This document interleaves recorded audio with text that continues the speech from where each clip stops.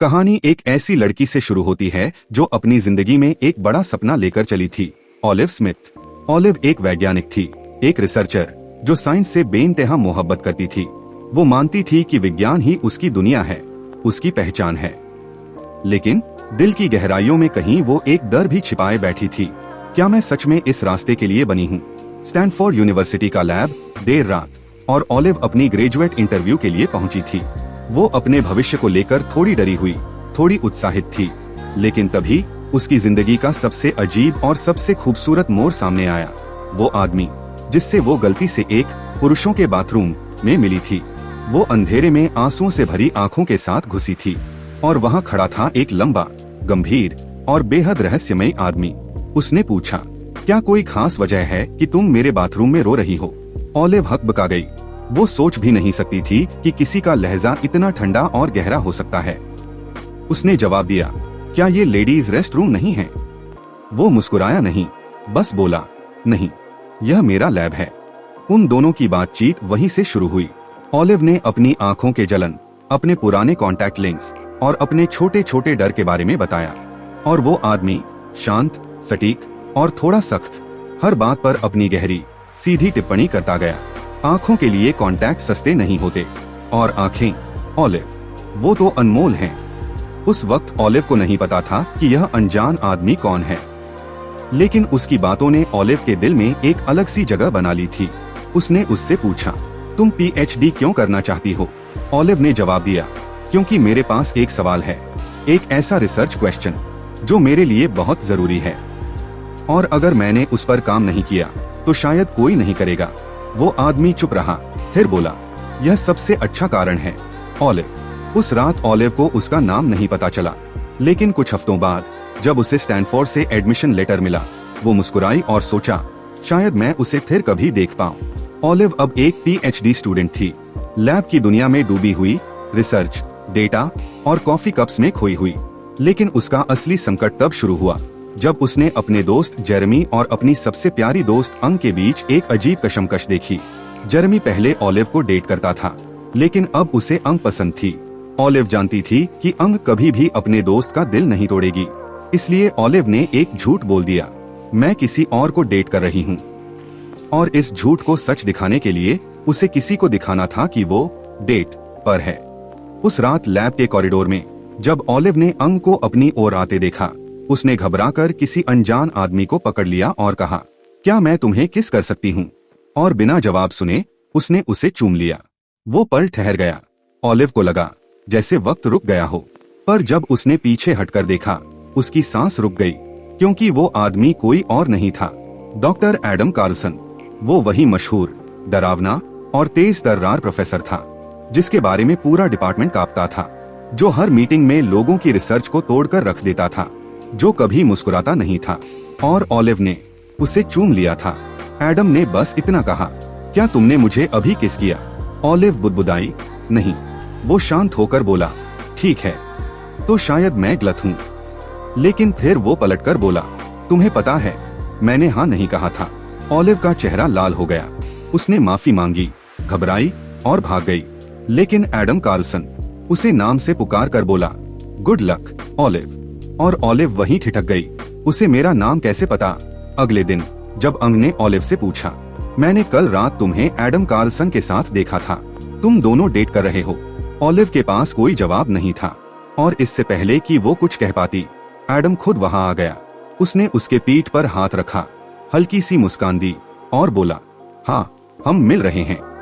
Olive हैरान थी, लेकिन शुक्रगुजार भी। एडम ने उसकी इज्जत रख ली थी। कुछ ही दिनों में पूरे विभाग में यह बात फैल गई, ऑलिव स्मिथ एडम कार्लसन को डेट कर रही है। लोग हैरान, गॉसिपिंग शुरू। कईयों ने ऑलिव से सवाल पूछे, कईयों ने जलन दिखाई, पर एडम हमेशा की तरह शांत रहा। ऑलिव डर रही थी कि वो इस अफवाह से परेशान होगा, लेकिन एडम ने कहा, तुम्हें किसी को कुछ समझाने की जरूरत नहीं। धीरे धीरे ऑलिव को एडम की वो साइड दिखने लगी जो किसी ने नहीं देखी थी। उसकी चुप्पी के पीछे की गर्माहट, उसके सख्त चेहरे के पीछे की ईमानदारी। एडम और ऑलिव ने तय किया कि वो कुछ हफ्तों तक फेक कपल बनकर दिखाएंगे, ताकि ऑलिव की कहानी भरोसेमंद लगे। पर वक्त के साथ वो नकली रिश्ता सच्चे एहसासों में बदलने लगा। ऑलिव उसके साथ सुरक्षित महसूस करती थी। वो उसके साथ हंसती, बातें करती और एडम उसे देखकर मुस्कुराता। वो मुस्कान जो शायद किसी और ने कभी नहीं देखी थी। उन दोनों की केमिस्ट्री अब सिर्फ लैब तक सीमित नहीं रही। एडम की ठंडी आंखों में अब एक नरमी थी और ऑलिव के दिल में अब एक अनकही कहानी पल रही थी।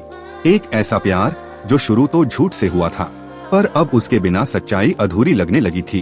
कभी कभी जिंदगी का सबसे बड़ा सच एक छोटे से झूठ से शुरू होता है। ऑलिव और एडम की कहानी भी कुछ ऐसी ही थी। वो दोनों अब फेक कपल थे।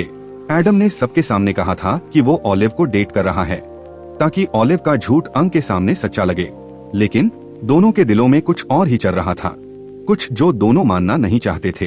अब वो दोनों अक्सर साथ नजर आते थे, कैंपस के कॉफी हाउस में, लाइब्रेरी के कॉरिडोर में और साइंस बिल्डिंग के लंबे रास्तों पर। लोग देखते और मुस्कुराते। ऑलिव हंस देती, एडम थोड़ा झेम जाता। ऑलिव ने महसूस किया, एडम जितना बाहर से ठंडा दिखता था, अंदर से उतना ही संवेदनशील था। वो सबका काम ध्यान से सुनता, जरूरत पड़ने पर मदद करता और जब ऑलिव देर रात लैब में थक जाती तो वो उसके लिए कॉफी बनाकर लाता, बिना कुछ कहे। एक रात ऑलिव ने पूछा, तुम ये सब क्यों करते हो? ये सब दिखावे का हिस्सा नहीं है।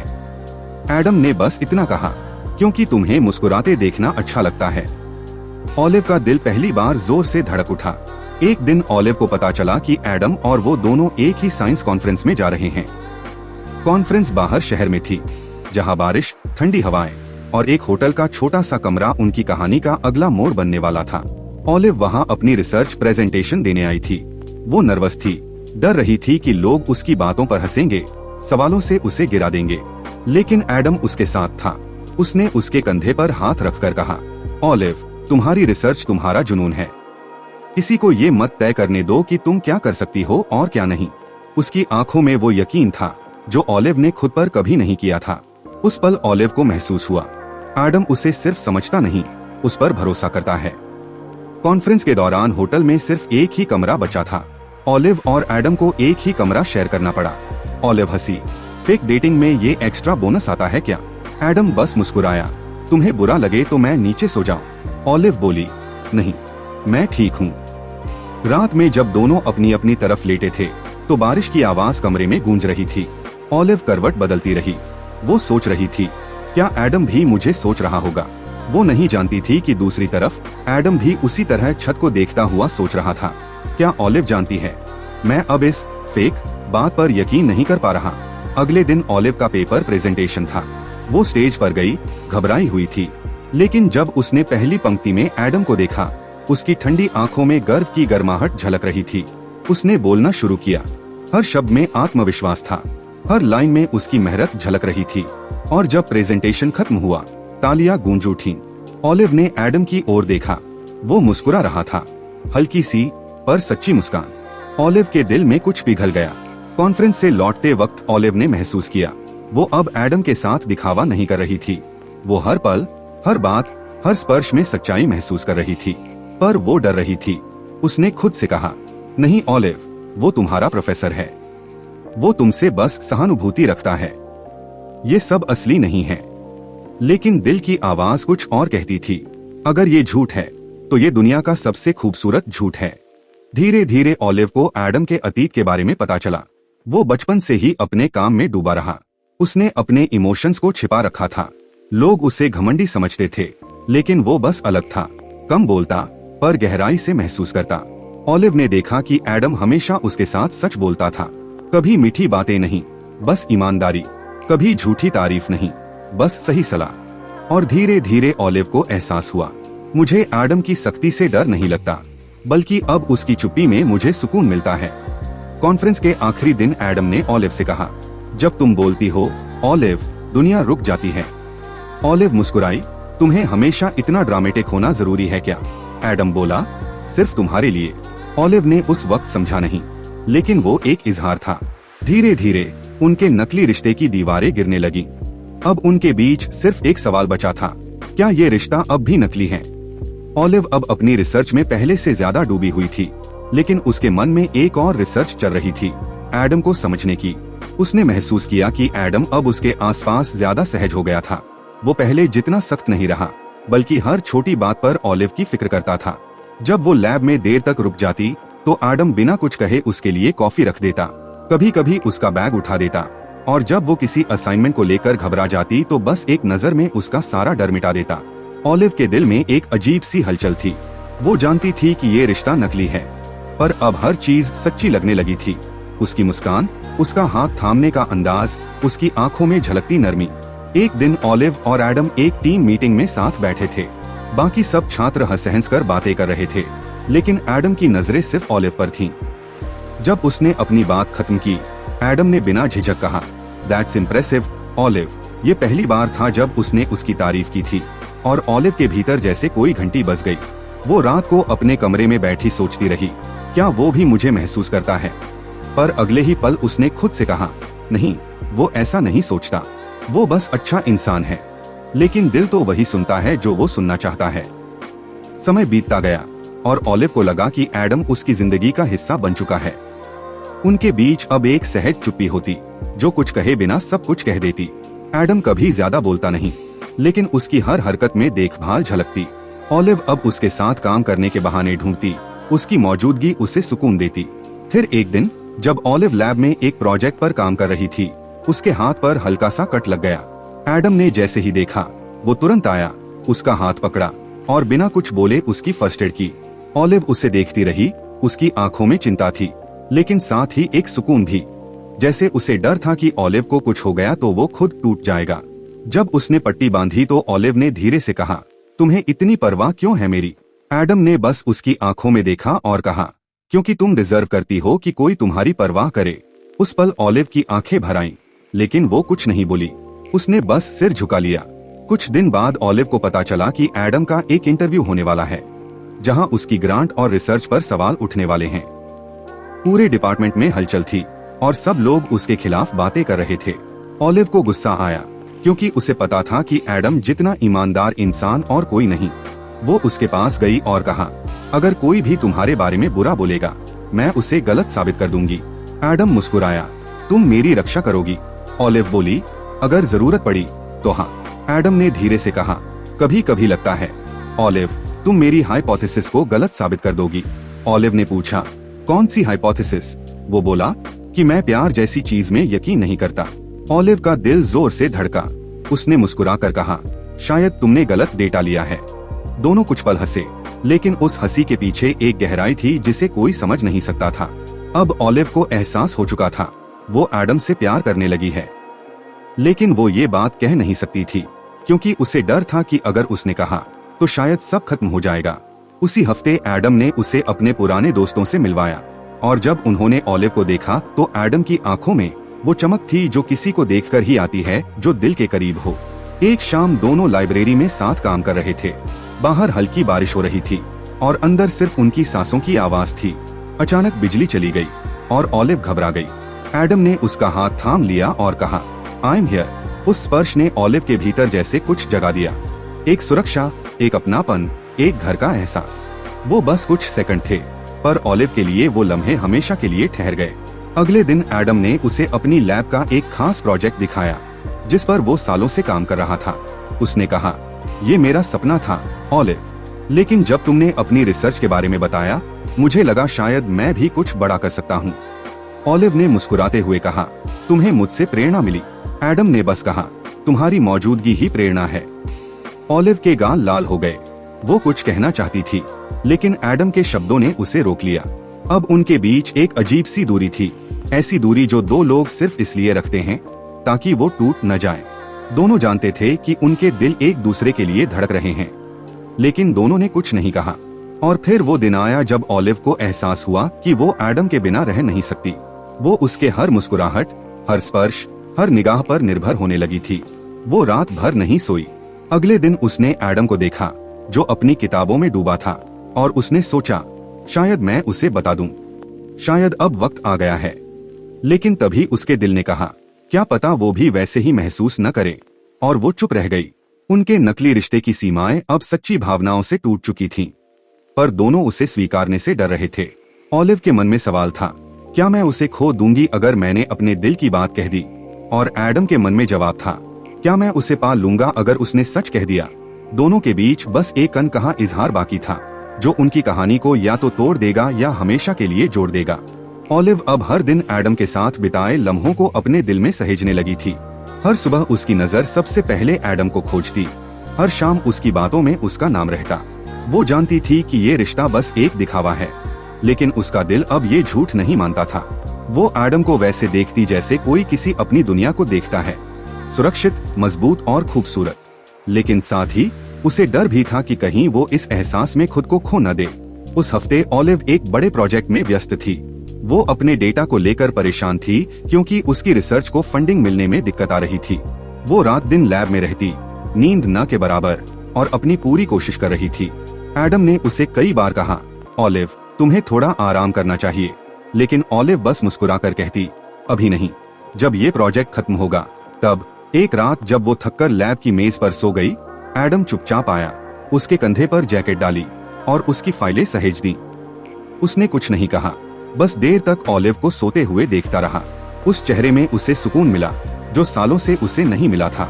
उसे लगा, ऑलिव के बिना ये जिंदगी अधूरी है। लेकिन अगले दिन जब ऑलिव ने अपनी आंखें खोली तो एडम वहाँ नहीं था। बस उसकी जैकेट पड़ी थी और उस पर एक नोट लिखा था, take care of yourself. Olive मुस्कुराई और उसके दिल में कुछ गर्म सा महसूस हुआ।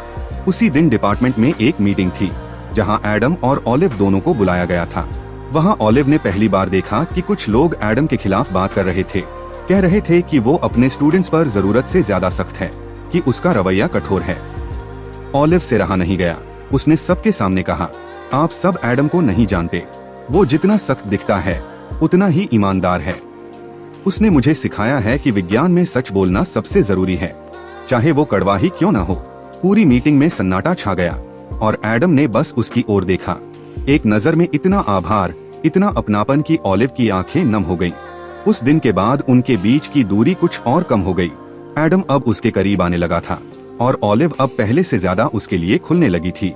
एक दिन ऑलिव को पता चला कि एडम को हार्वर्ड यूनिवर्सिटी से एक बड़ी रिसर्च ऑफर आई है और वो शायद वहाँ चला जाए। ऑलिव का दिल बैठ गया।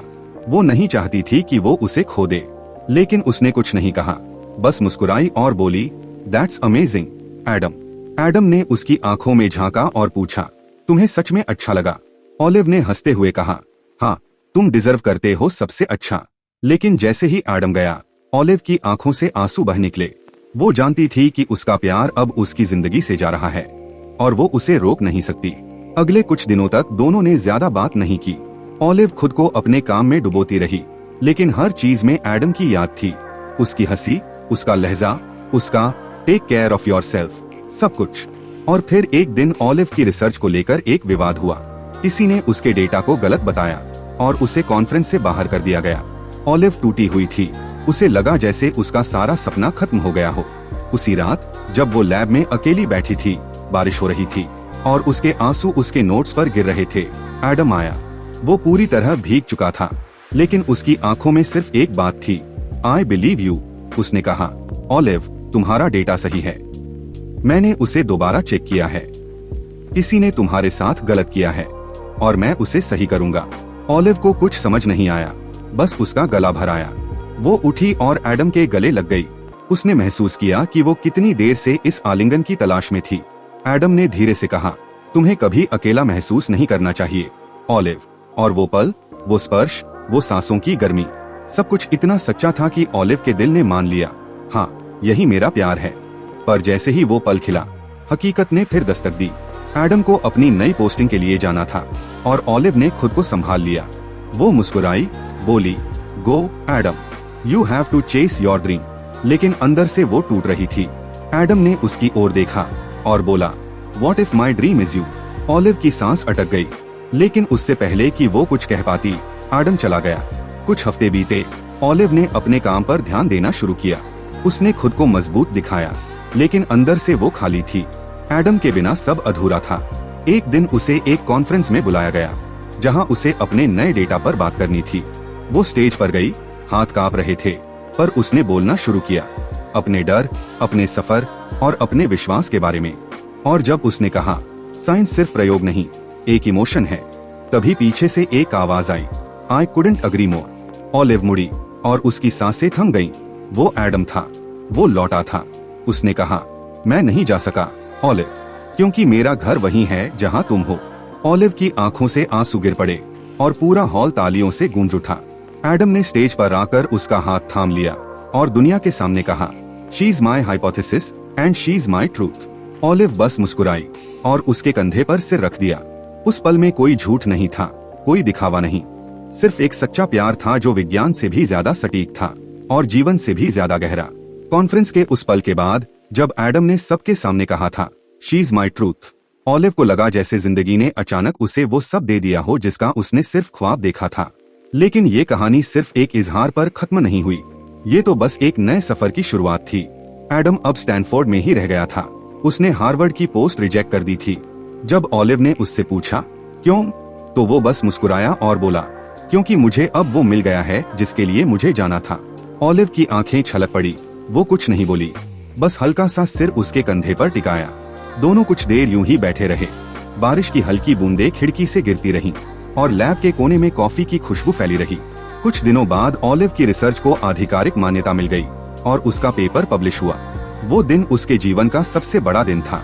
उसने सोचा था कि वो यह खुशी सबसे पहले अंक के साथ बांटेगी, लेकिन उसके दिल ने कहा, एडम को बताना जरूरी है। वो दौड़कर एडम की लैब पहुंची, उसके सामने खड़ी होकर बोली, Adam, it's published, they accepted it. Adam ने जैसे ही ये सुना, उसने ऑलिव को बाहों में भर लिया। एक पल के लिए सब थम गया। ऑलिव की धड़कन तेज थी, एडम का स्पर्श गर्म था और दोनों के बीच वो एहसास था जो शब्दों से परे था। एडम ने उसके कानों में धीरे से कहा, I told you Olive, you are brilliant. Olive ने हंसते हुए जवाब दिया, और तुम बहुत खतरनाक हो, डॉक्टर कार्लसन। दोनों हंस पड़े और उसी हंसी में उनकी कहानी को एक नया नाम मिला, दी लव हाइपोथेसिस, क्योंकि अब यह बस एक विचार नहीं, एक सच्चाई थी। कुछ हफ्ते बीते, ऑलिव और एडम अब खुलेआम साथ नजर आने लगे। यूनिवर्सिटी में लोग अब उन्हें देखकर मुस्कुराते थे, कुछ मजाक करते, कुछ प्रेरित होते, लेकिन दोनों को अब फर्क नहीं पड़ता था। उनके बीच अब वो आत्मविश्वास था जो सच्चे प्यार से आता है। ऑलिव अब एक नई रिसर्च टीम का हिस्सा थी और एडम हमेशा उसे सपोर्ट करता था। कभी उसके काम में दखल नहीं देता, बस चुपचाप देखता कि वो अपनी दुनिया खुद बना रही है। ऑलिव ने कई बार सोचा कि एडम जैसा इंसान जो दूसरों से दूर रहता था, अब उसके लिए कितना बदल गया है। उसने एक दिन पूछा, तुम्हें कभी डर नहीं लगता कि लोग हमारे बारे में क्या सोचेंगे? एडम ने मुस्कुराकर कहा, जब तुम मेरे साथ होती हो ऑलिव, मुझे किसी चीज से डर नहीं लगता। ऑलिव ने महसूस किया कि प्यार का मतलब यही है, किसी के साथ इतना सहज होना कि दुनिया की राय मायने न रखे। धीरे धीरे उनका रिश्ता गहराता गया। ऑलिव अब एडम के साथ अपने भविष्य के बारे में सोचने लगी थी। एक शाम दोनों यूनिवर्सिटी के पुराने गार्डन में बैठे थे। सूरज ढल रहा था, हवा में ठंडक थी और पेड़ों की पत्तियां सरसराती हुई जैसे कोई पुराना गीत गा रही हों। ऑलिव ने कहा, एडम, क्या तुम्हें याद है जब हमने पहली बार किस किया था, वो भी गलती से?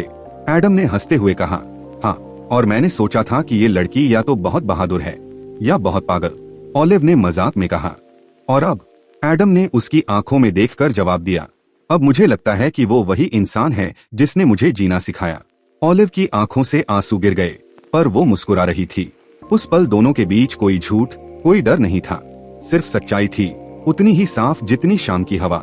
कुछ महीनों बाद ऑलिव ने अपनी पीएचडी डिफेंस पास कर ली। पूरा हॉल तालियों से गूंज उठा। जब उसने स्टेज से नीचे उतरकर एडम की तरफ देखा, वो खड़ा था, उसकी आंखों में गर्व और प्यार दोनों थे।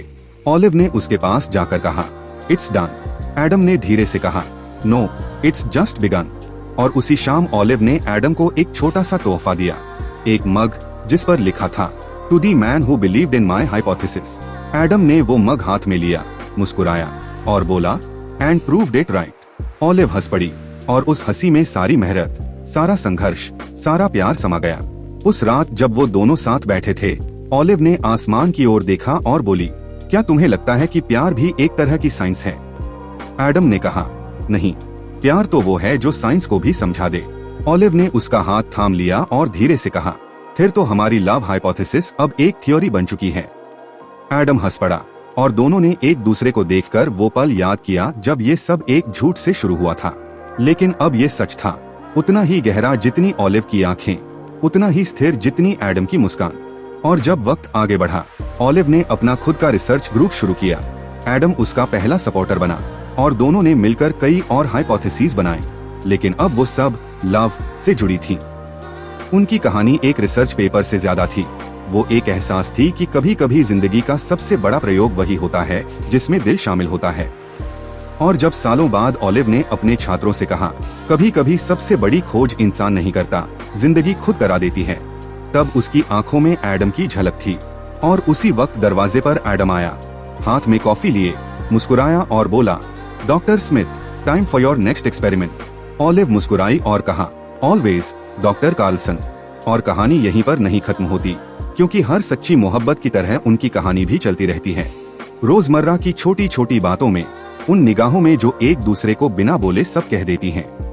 यही थी द लव हाइपोथेसिस, एक कहानी जो ये सिखाती है कि प्यार कोई थ्योरी नहीं, बल्कि वो सच्चाई है जो हर दिल में एक प्रयोग बनकर जन्म लेती है, और अगर वो सच्ची हो तो कभी असफल नहीं होती।